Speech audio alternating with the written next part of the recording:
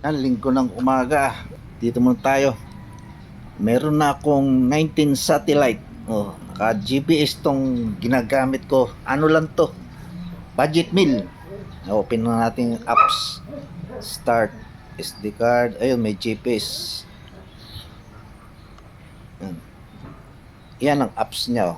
Ayan, connected na siya. Meron na akong FPV.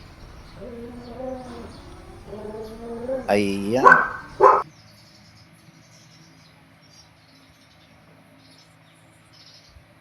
Ayan ang kuha ng camera nito. Ito nga palang unit, ito yung L900 Pro SE. Ano to, raw footage to. Hindi ko inedit to. Pakita ko lang sa inyo kung paano yung camera niya. Ayan o. Ano kasi to walang gimbal, walang stabilizer, kaya mauga ang video. Ayan, tapos pag pinapaling mo yung camera o yung drone, kaliwa kanan, ano siya, parang nag-i-static, yung parang putol-putol.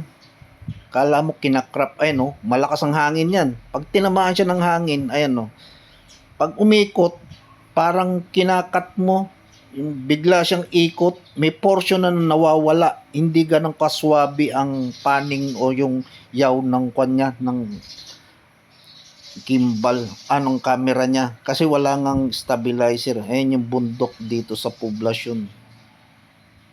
Ayan pa yung bundok, mabundok to. Pero itong poblasyon patag. Yan ang bundok.